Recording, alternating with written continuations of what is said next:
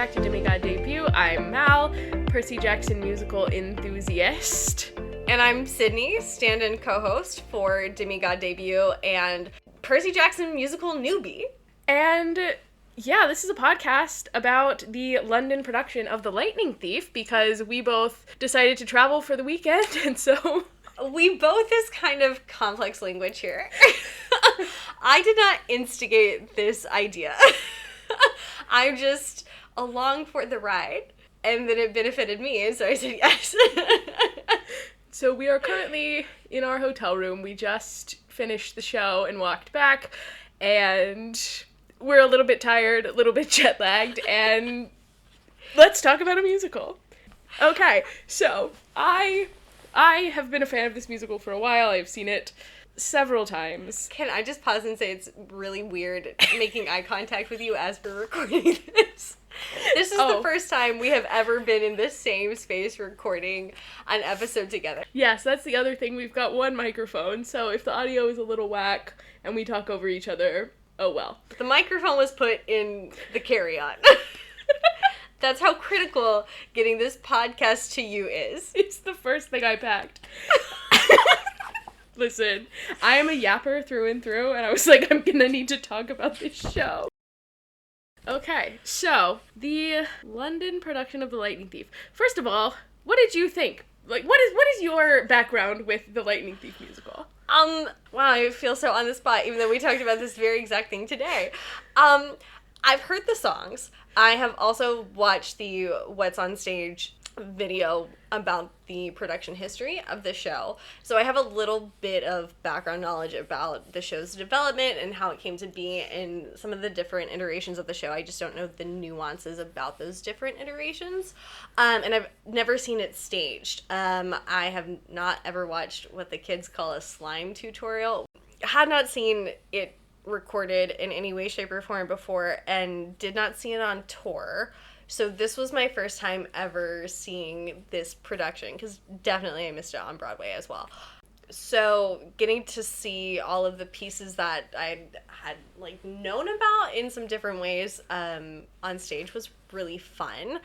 And also just figuring out for the very first time what was sort of cut from the book, and how do you keep the spirit of the show the same as the book. I don't know what those were barely words. The vibes were curated correctly. The vibes were curated correctly. The heart and the message of the book was still very much so there, and even though there were changes, I felt like this was a very faithful adaptation, and it was enjoyable. It was cute. Yeah, so just, if it wasn't clear, fair warning, because if you don't want to know things about the London production, don't listen to this episode, because we're going to just talk about all of it. Also, we did see two understudies. We saw Morgan Gregory, who was on for Percy, and Alex Waxman, who was on for Clarice. Both were excellent. We love an understudy. Yeah, and I figured I wrote down some thoughts at intermission, and also again after. Yeah, so I'm just gonna talk about my thoughts for each of the songs, because I did see it on tour 6 years ago now. Whew, because that was 2019. Ooh, I don't like that. Also, I do want to let the listeners know that I tried to snoop on her notes at intermission, and I was pushed away, physically pushed away. No, because this is my personal diary that I was not ready to share at the moment, but she's getting them now. So, okay. So the opening number, the vibes felt similar. The opening number to kind of what I was expecting. There's some differences in the set and whatnot. Like, for this production, they had big moving staircase set pieces that they would, move around. They also had a big, circular area where they would do projections, both of which are different from how it appeared on the tour.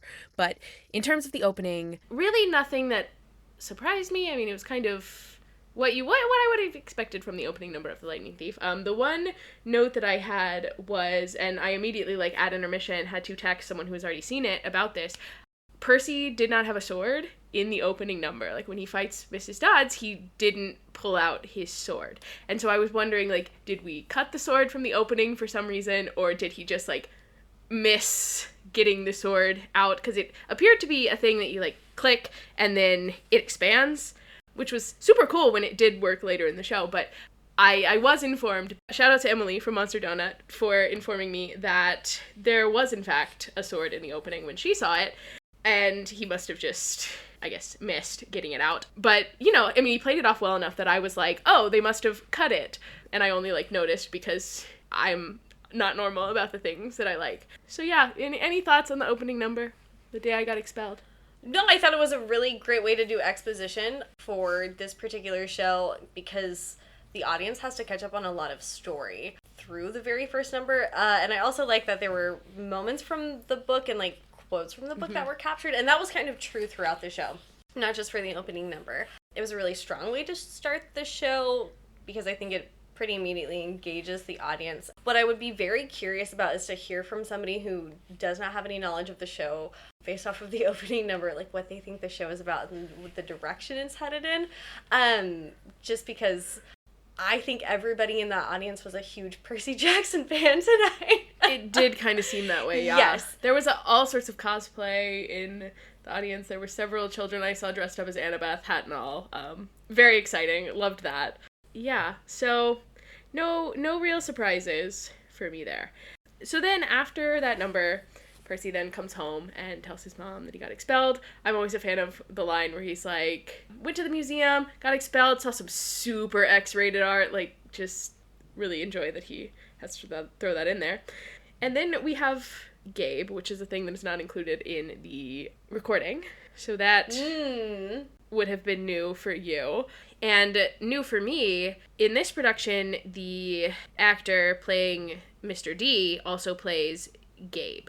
And also, side note, he plays some, like, campers as well.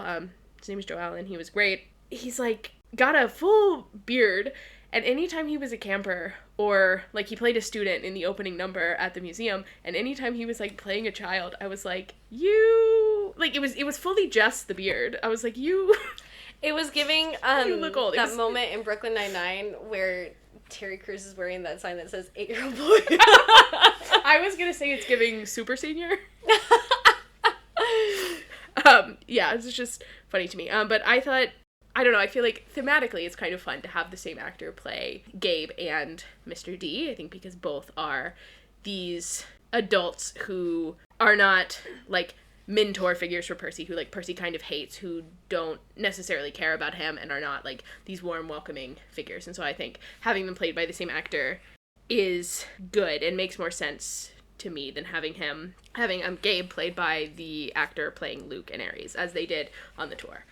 And yeah, and then we go into Strong, the song with Sally, which is really the majority of, like, what we get from Sally in the show. And so the song kind of has to do a lot of work to make the audience understand, like, Percy's relationship with his mom and, like, why she is kind of his driving force for the rest of the show in terms of, like, going on the quest and doing all the things. And I think Paisley Billings kills it as Sally. I thought she did a great job with Strong. But one thing in this whole scene, when Sally first comes in, she is carrying Walmart bags, which I think was just meant to be like, haha, it's an American thing.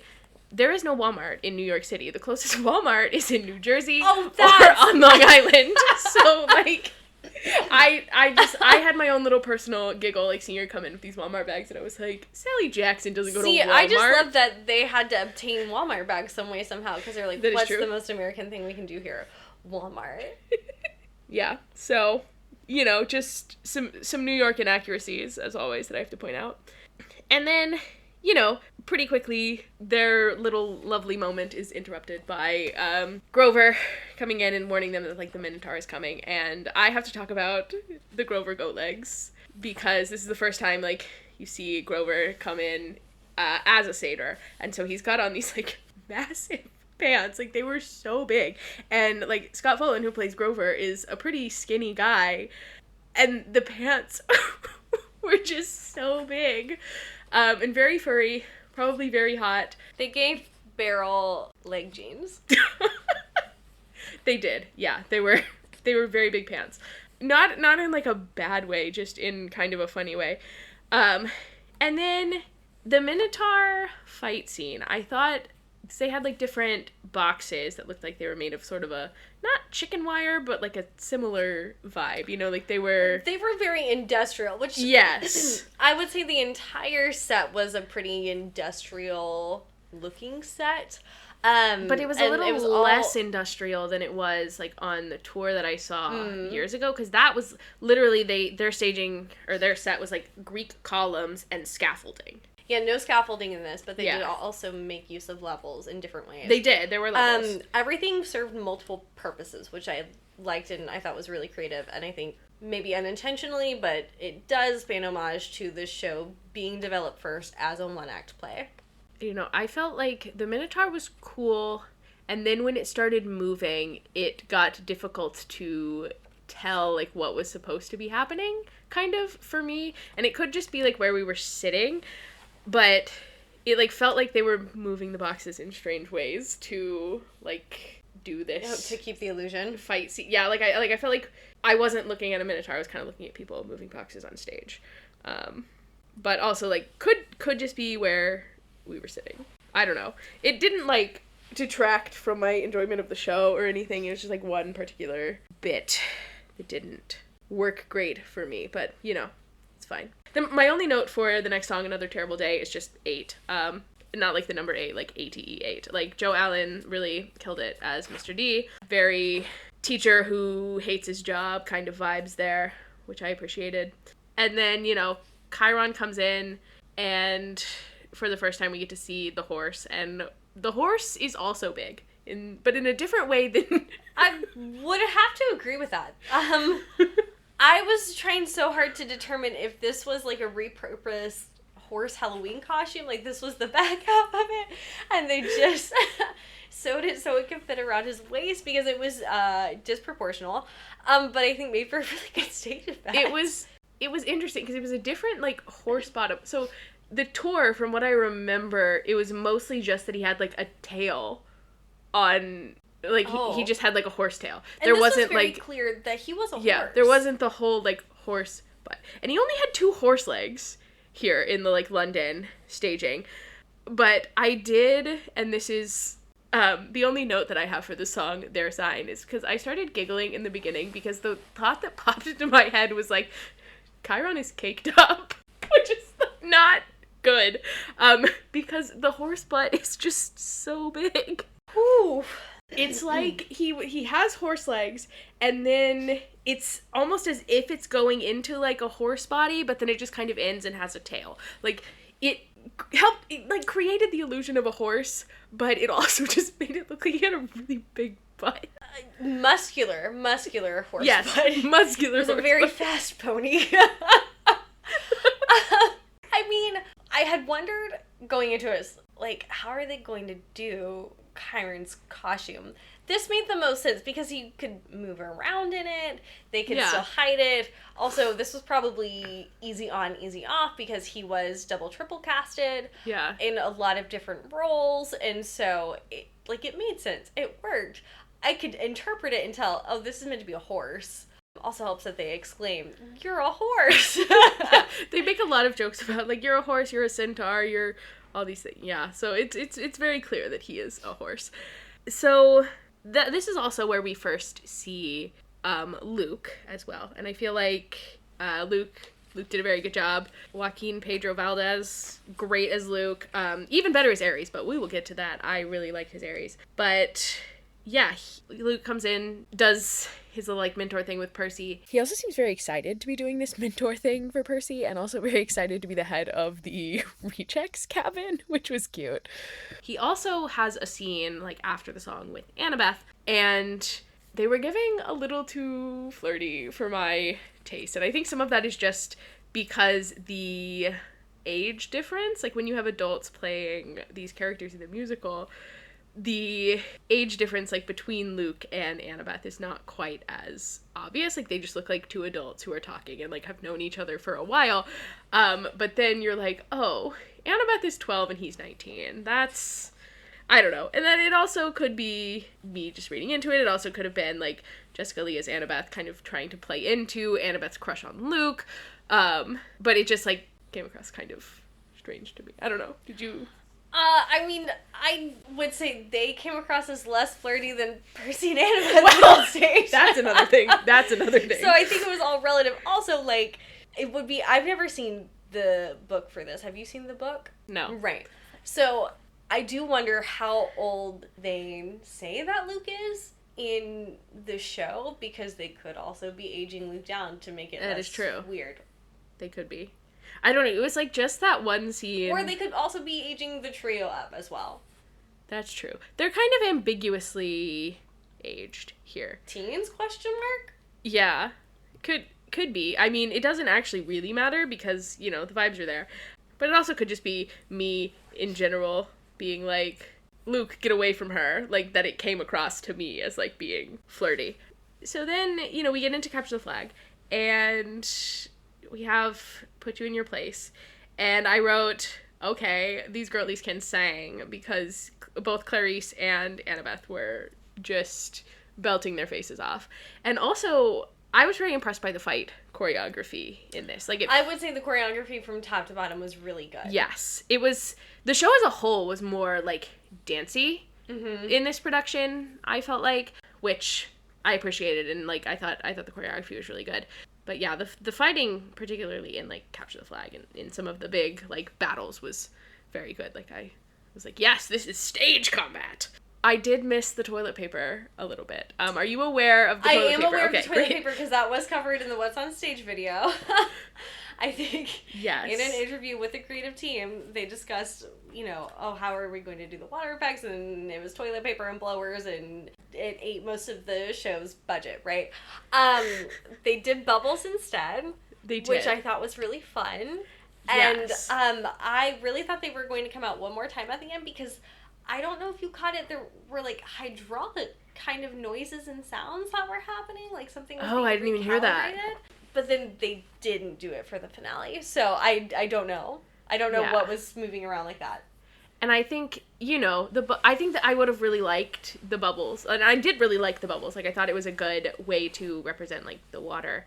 But I think, you know, the toilet paper was just so crazy and so, like, Percy Jackson that then, you know, they're kind of at a disadvantage having to go up against that in a way for, like, people who have already seen it and already, like, and have experienced kind of that moment. But, you know, I did enjoy the bubbles. I thought it was fun, and we used them for excellent moments. But, you know, it was a lot of fun to watch Clarice get covered in toilet paper on the tour. Then we also went into Campfire Song, and this was my first, like, big reaction moment.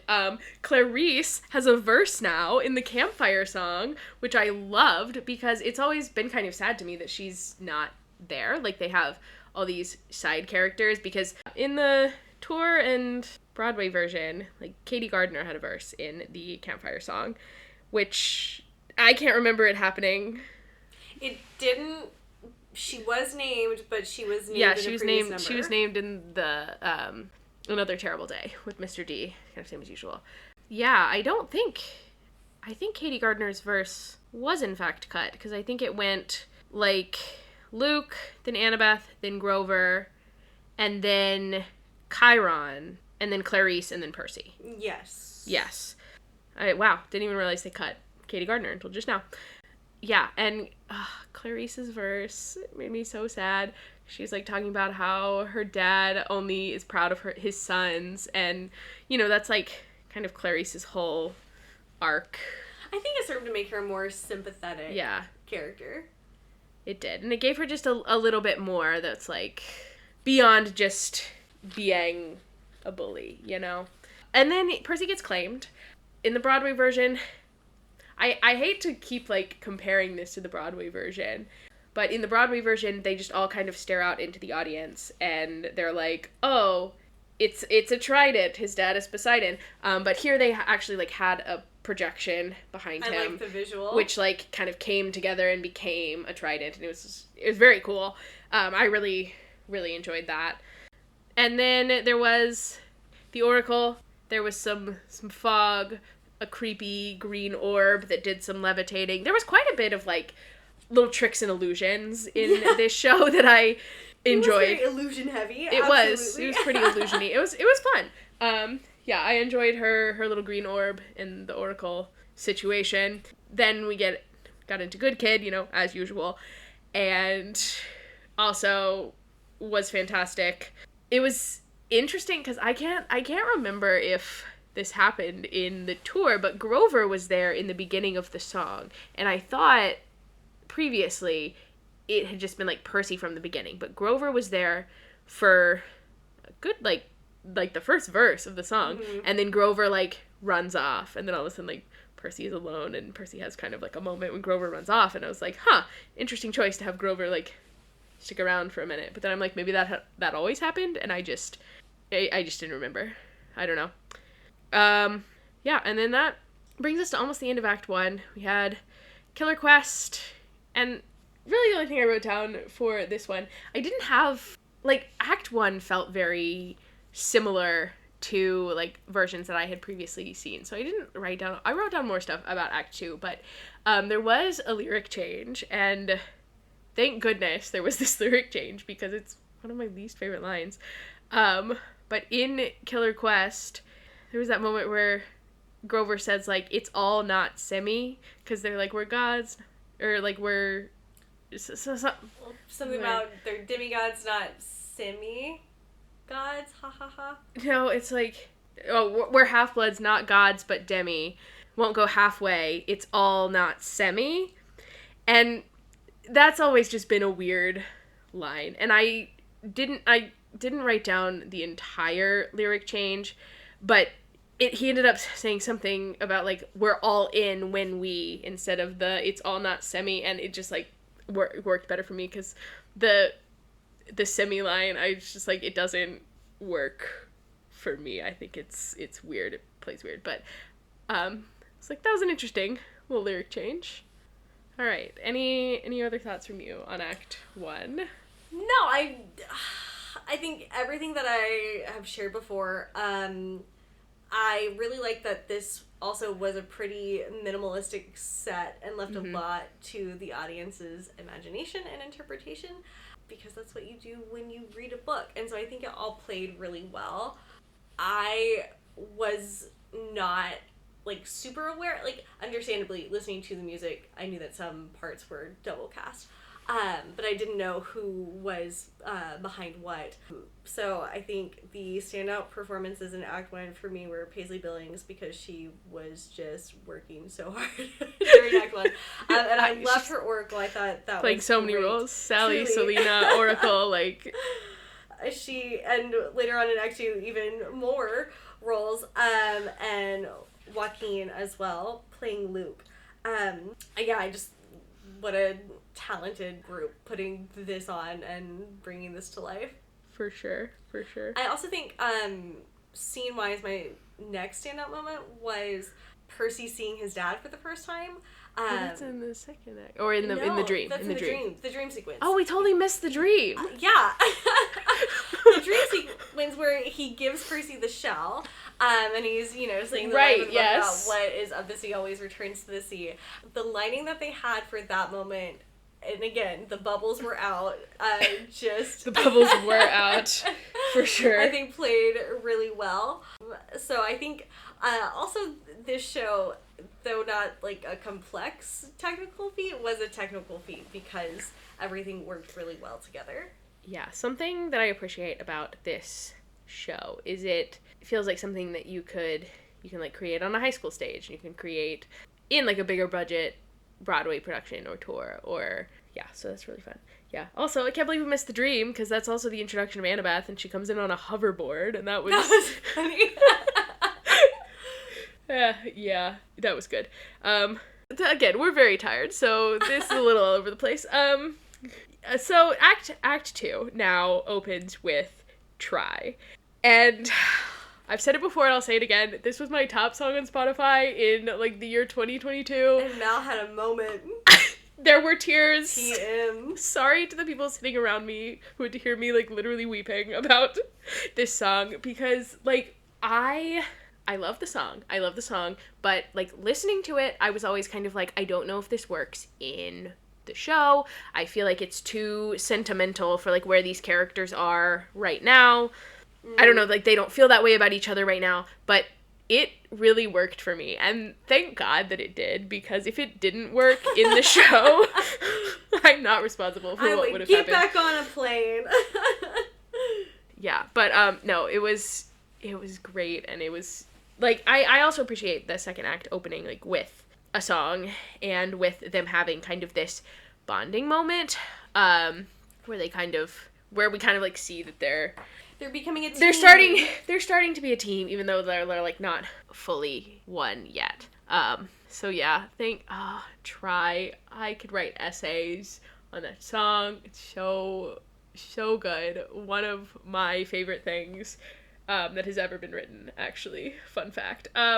Yeah, finally got to catch my white whale, which is this song, seeing it live on stage. There was one, like, really slight lyric change towards the end of the song that I feel like helped it fit kind of this point in the show. And at the end, in the recorded version, they sing, "I'm not leaving your side till we find what matters. I'm not leaving your side till we're back home. I'm not leaving your side till you're remembered." And they kind of repeat that a couple times. But in this production, they were singing, "I'm not leaving their side till we find what matters." And so it made it feel a little bit less like they were singing directly to each other and, like, sharing these feelings with each other, and more like we're each having this kind of, like, private reflective moment, and we're all feeling these same things, and we're feeling this pressure, and we're all kind of reflecting on that, if that makes sense. Then they go into the bus explosion. Fun fact, when I saw this on tour, I kept a piece of confetti, because they used to, like, launch off confetti to, like, represent the bus exploding. I had a piece of the confetti in the back of my phone case, like, in the where you could see it through the, like, clear phone case. I had it for, like, a good year and a half. It was just in the back of my phone. And I was like, oh, that's a piece of the bus from The Lightning Thief. They did not have confetti. They used, like, projections on the stage to have, like, fire, which was also cool. There was a good use of, like, projections, because they would project things not only on the wall behind them, but also on the floor, which I thought was really cool. Mm-hmm. And then we're lost in the woods somewhere in New Jersey. We're never going to make it to LA. And there was a really fun moment in this song with umbrellas and shadow puppets. I thought that was really cute. Yeah. Yeah, so they like set up these umbrellas with lights, and then they had shadow puppets of, like, monsters behind them, like, as they're singing about, like, the monsters that were coming. I thought that was very cute. There was also, like, the other actors were, like, in the background playing trees. It was fun. I enjoyed it. And then one of the things that I was hoping that they would change in this production that they did is Medusa. So now, instead of being played by the actor who plays, like, Chiron and Poseidon and Hades and all those things, it's now played by Paisley Billings, who was Sally and the Oracle and all those things. Just because I felt like previously, you know, Medusa was getting into the kind of, like, man in a dress. I was about to say that. I feel trying like to be, that like, maybe plays into the man in a dress kind of joke. Yeah. And, you know, with this show having so much heart and, you know, the themes that come from it, that feels really shaky to me, but, because, like, it's one thing if you have, like, a man in drag, like, playing a role, but it was sort of played previously, I felt like, as, like, tee-hee, it's a man playing Medusa. And look, Medusa's evil, so this is funny. Right. And I think, you know, I feel like we've progressed past that just as a society. So I was really hoping that they, in the mixing up of, like, who's playing what character, I was really hoping that was something that they would switch. And they did. So that was, I enjoyed that. Then we get into My Grand Plan. Jessica Lee sounded great, did great. I don't know. It's a 10 out of 10 song that I enjoy every time. I agree with all of those thoughts. I think my only other thought as Lost was being performed was, what connection does the audience have to New Jersey? Very true. Like, is that have any significance to them? Well, yeah, because when you play that, because, like, I noticed that you know, nobody's laughing at, like, when Percy says, like, I don't want to die in the Garden State, but, like, in America, you're like, yeah, screw New Jersey. New Jersey sucks. Nobody has any reference for, like, New Jersey. Maybe they needed to change it to, like, Sheffield or something. I don't know, but we're lost in the woods somewhere in Sheffield, and we're never gonna make it to LA. You're really not gonna make it to LA because you're very far. Really difficult. Very far from LA. Better start swimming, water boy. I'm so sorry. I will say, I did feel like there were a lot of Americans in the audience. I know why I'm here, but why are you here? Yeah, but there were also a lot of, like, English people. I heard a lot of English accents. Yeah. And then Drive was also fun. They did the motorcycle kind of the same way that I was expecting. But the tractor was a lot of fun. They had, like, little puppets of the tractor, and then them in, like, the little trailer behind the tractor, and then Grover was, like, doing a little pig. It was very cute. I enjoyed that a lot. And then I thought for the Weirdest Dream reprise, I felt like, because, you know, you, like, see Luke, and he was, like, up on the platform in that they had, like, it's a big, like, circle window, essentially, which is where, like, the Oracle was, and where, like, Percy's claiming was, like, in the big circle. You may have seen pictures of, like, the stage. Luke was, like, standing there, and I think he was highlighted in such a way that it was kind of obvious that it was Luke, and so I don't know if that was the vibe we were going for, like, if we were trying to make it more obvious to kids, but because, like, I feel like in the tour version he was in, like, a black coat, or, like, a black cloak thing with, like, his face covered, and it was kind of supposed to be more ambiguous, but, like, I don't know, like, he was wearing the same shoes, and I was very much like, that's Luke. And the same outfit, which... and the same outfit. I don't know, but... maybe slightly more obvious than the shoes. Well, the shoes are what got me, because I was like, he's still wearing the Luke shoes. Interesting. Yeah, so that was what got me. I don't know, it was good. It wasn't, like, didn't take away from it, but I was just like, it's very obvious that that's Luke. And then, Tree on a Hill, Scott Follen did a great job. That song breaks my heart every time. Poor baby Grover. Like, you were just a baby too. It should not have been your job to protect this, like, very important half-blood, but you did your best. I always enjoy how, like, the productions that I've seen bring, like, Luke and Annabeth into the staging, and the use of the, like, projections was really good here as well. I really enjoyed it. Once again, they used the circle that's, like, in the back of the stage, and she was kind of behind it, and... you know, at one point, when they first mention Thalia. Also, they went with the Thalia pronunciation when the, like, cast recording and previous versions of this have gone with Talia. But, you know, the TV show goes with Thalia, so I guess that's the direction we're going in now. And now I also say Thalia. I've been bullied into it by the show. Yeah, you should be. Because I think Thalia is correct, but... originally, I was going based on the musical, and the musical said Talia, and so I said Talia, and then now... don't make excuses for your silly, goofy behavior. Yeah. So, like, initially she was, like, up there, and then she kind of, like, faded into the tree branches. It was, like, the projection was, like, more obvious, and I thought that was kind of cool, and then at the end she, like, turned into a tree, and, like, in front of her the tree, like, grew. Excellent tree imagery. Just felt like it enhanced the story. I don't know. And then it's, like, listed in the program that after Tree on the Hill there is a try reprise. It really wasn't much. They just... like, so little that I even asked Mal after the show, did they sing this song? Yeah, they just, like, sang the little, like, it was more of an illusion thing again. It was, like, just a quick little thing. And, like, I enjoyed kind of bringing it back and them having that moment of, like, connection.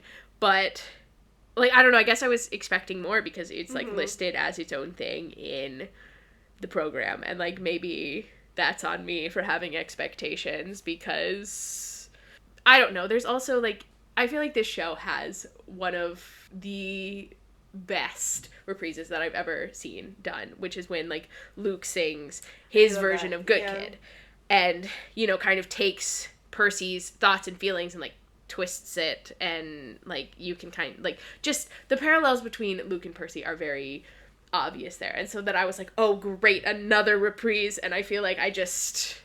cheated a little bit out of it, maybe? I expected it to be this, like, powerful thing, I guess. Yeah, a reprise in the song list, you think it's a full number. This wasn't a full number. I just think it was more of a musical allusion to Try more than anything else. So Yeah. Which, like, it worked. I'm glad it was there. But... It created a good moment. Yes, it just being listed in the playbill made me want it to be more. It's not a playbill, it's a program. Playbills are just, Then DOA had some very excellent, like, nightclub vibes, which feels appropriate because... I will say DOA was my favorite number in the show because I felt like it was the most cohesive musical number in the show. Like, it just felt like I was... I feel like I'm about to go full Harry Styles here. It just feels like a movie.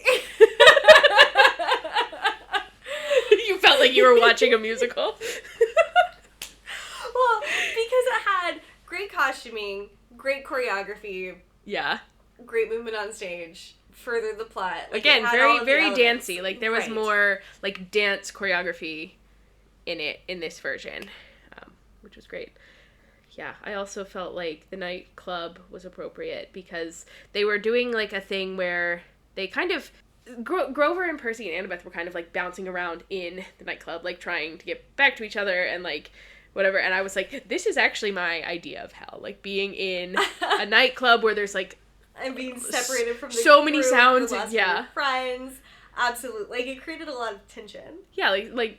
when there's so many sounds and, like, lights going on and, like, they're just doing things. I was like, actually, this is good. This feels on point. I enjoy DOA. And again, Paisley Billings just absolutely crushing it in another role.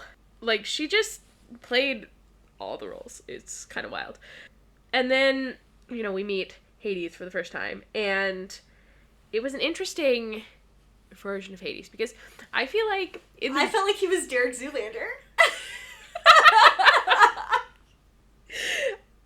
I was gonna say, I feel like Hades in the musical, like, at least in the versions I've seen, Hades has always played a little bit gay. And instead he was played as an Italian man.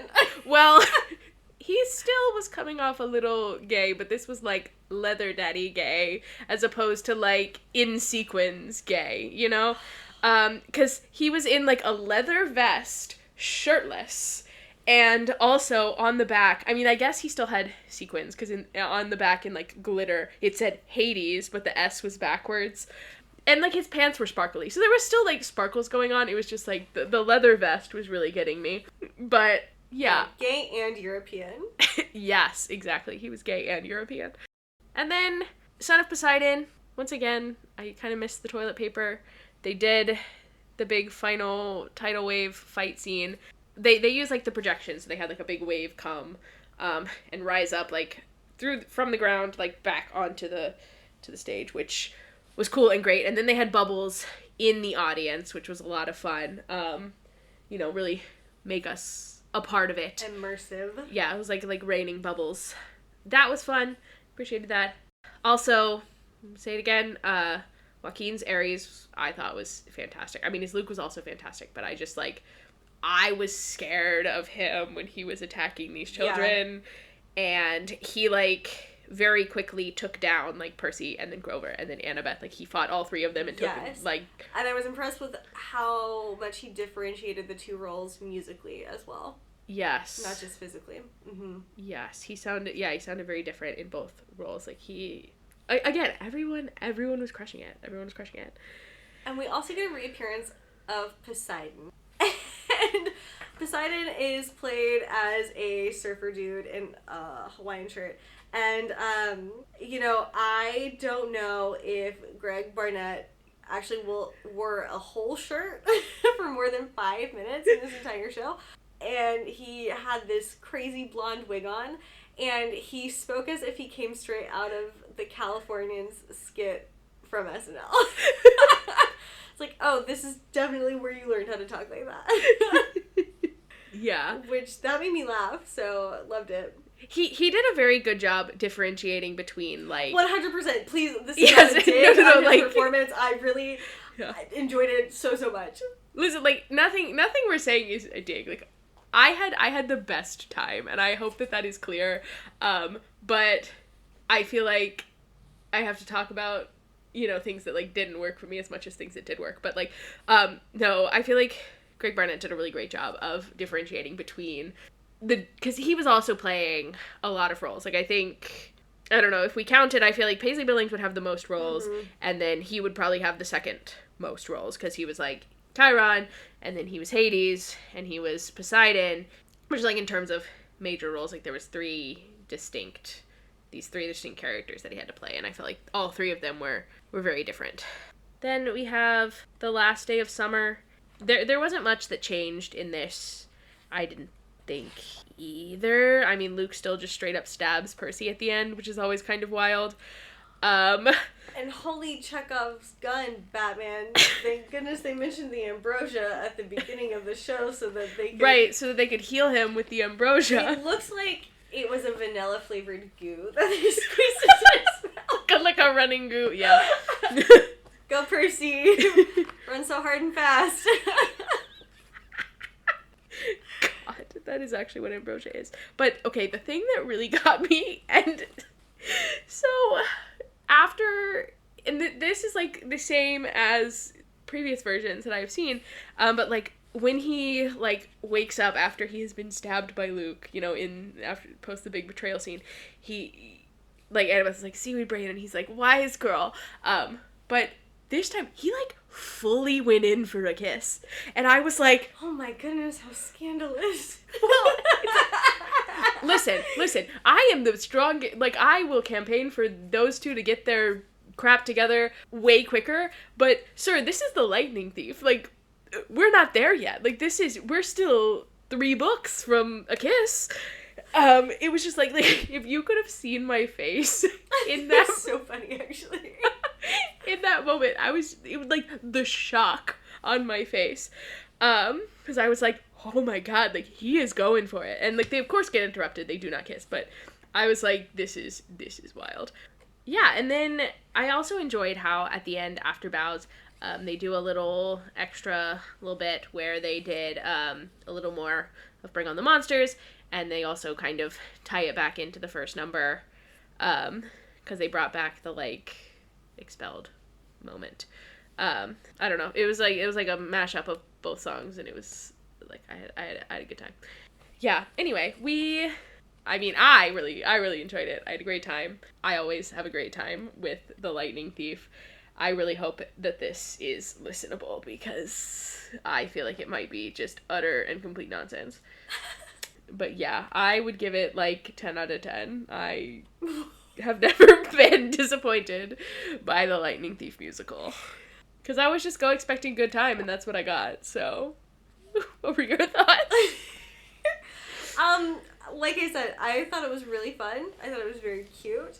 It's just one of those shows that is a feel-good show, and I did leave with a couple of the songs stuck in my head, on repeat, and they aren't necessarily the songs that are always stuck in my head from the show.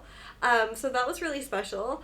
I think the story of how this show came to be makes, like, my personal viewing experience a lot better, because the show overcame a lot and is an underdog story, and, you know, the story of Percy Jackson is also an underdog story. Yeah. So, it was really good. I am very glad that I had the opportunity to see it, because, you know, otherwise I don't know that I would necessarily choose to go see it myself, just because, you know, I often get really skeptical about book to musical adaptations, but this was knocked out of the park, and I would highly recommend, if you're in the area, to go see the show. You should go see the show, because they just extended the run.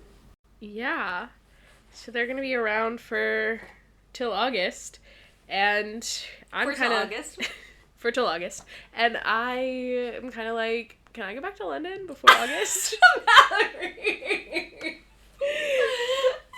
I am who I am. You were nothing if not consistent. Yeah. Oh, I also did appreciate how there were a couple moments where, like, the British accents of the actors snuck through when they were saying words in their, like, American accents. You know, being from Texas, I do love a good taco. It was a great time. It was a great time. Cannot recommend it more strongly, especially if you are someone who dedicates literally any time to listening to this podcast. Like, I think you might enjoy this show. Yep, if this is an active choice you make in your life, you maybe were pressured into listening to this by someone. This is for you. That's all. Hopefully more to come on The Lightning Thief. Stay tuned. Thank you so much for coming all the way to London with me, Sydney, and for staying up for an extra hour to talk about it with me. I mean, I hope that any of this made sense. It might. Would do it again in a heartbeat, but maybe not before August. 10 out of 10 evening, and I'm ready to go to bed. So. Yeah, that's fair. All right. Well, this has been Demigod Debut. Catch you later. I'm not Julie. But I am Mal. So, that's all. Hi. As always, you can find us on Instagram, TikTok, Twitter, and Threads at DemigodDebutPod. Links are also in the episode description. If you liked what you heard, please rate and review wherever you're listening. I've got some more Lightning Thief musical content coming next week because I got to chat for a bit with Scott Folan, who plays Grover, so stay tuned for that. See you later. Bye!